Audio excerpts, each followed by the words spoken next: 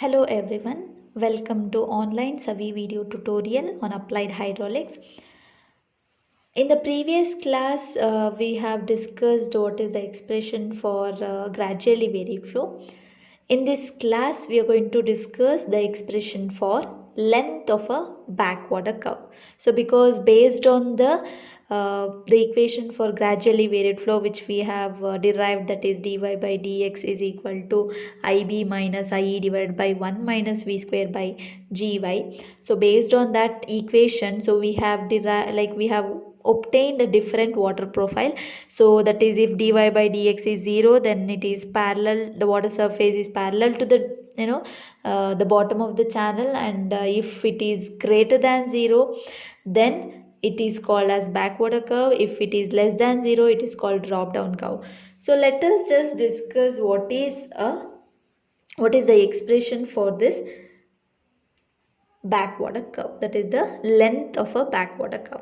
So to derive the expression for this length of backwater curve, so we will consider a flow of water through a channel, so where the depth is rising in the direction of flow. This is the direction of flow. So here, as you see in the figure, what we have done, so we have considered a flow of water through a channel, so where you can see the depth is raising with respect to the direction of flow. So you can see there is a rise in the depth of the flow, and we have considered the two sections. So let us just consider two sections, section 1 and section 2, as you see in the figure.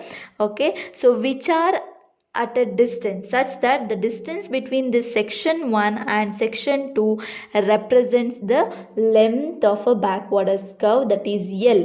Okay, so let us consider these two sections in such a way that the distance between these two sections represent length of backwater curve. And here, so as you see in the figure, so let us consider y1 and y2 are the depth of flow at section 1 and 2. And similarly, v1 and v2 are the velocities of flow at section 1 and section 2. Okay, so and also IB and IE, you can see in the figure, IB represents the slope of channel bed and IE represents slope of energy line. So you can see in the figure, so this is the datum what we have considered. Okay, and this is the bottom of the channel, and this is the free water surface, and after that you have a energy line. Okay, and at the section 1 you can see z1 y1 v1 square by 2g, and at section 2 you can see y2 v2 square by 2g plus HL, that is the head loss. When the water flow from section 1 to section 2, there will be a head loss, and IB and IE represents the slope of channel bed and slope of energy line. So what we'll do, as we have considered section 1 and section 2, let us just apply the Bernoulli's equation. So let us apply Bernoulli's equation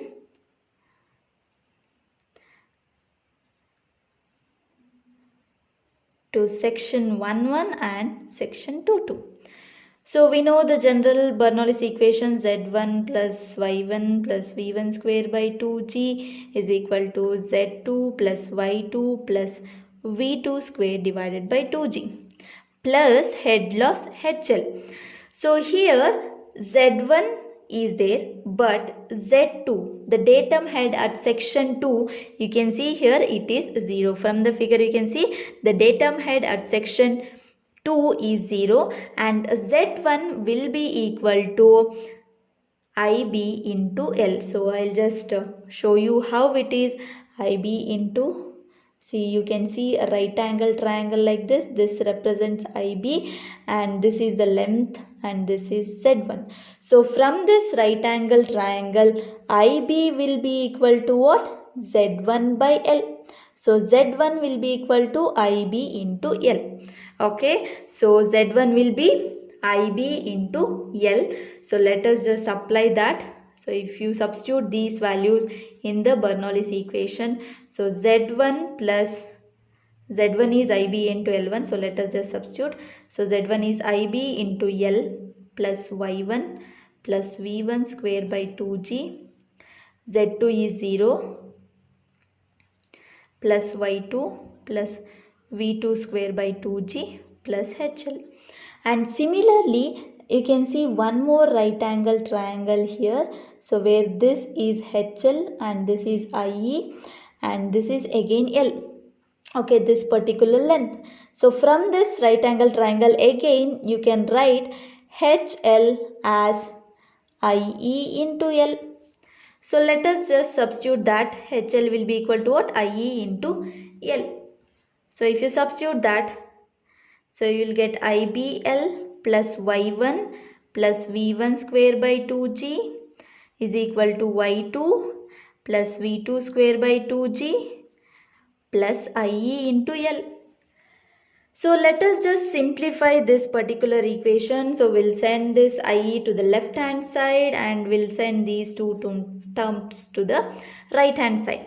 So IBL minus IEL so is equal to Y2 plus V2 square by 2G minus Y1 minus V1 square by 2G. So here let us take L common, which is there outside the bracket. L into IB minus IE is equal to, so we know the specific energy equation. So specific energy E is equal to what? It is Y plus V square by 2G. So we know the specific energy is E is equal to Y plus V square by 2G. So here Y2 plus V2 square by 2G represents E2 and Y1 plus V1 square by 2G represent E1. Okay, so let us just take it E1, and here both are negative sign. So if you take negative sign outside, I'll rewrite once again equation plus V2 square by 2G. I'll rewrite the equation. So if you take a negative sign outside, so Y1 plus V1 square by 2G, you will get it. So now L into IB minus IE is equal to E2 minus E1. So the length of the backwater curve L will be equal to E2 minus E1 divided by IB minus IE. So this is the expression for length of the backwater curve. And here the value of IE is calculated using the Chassis or Manning's formula.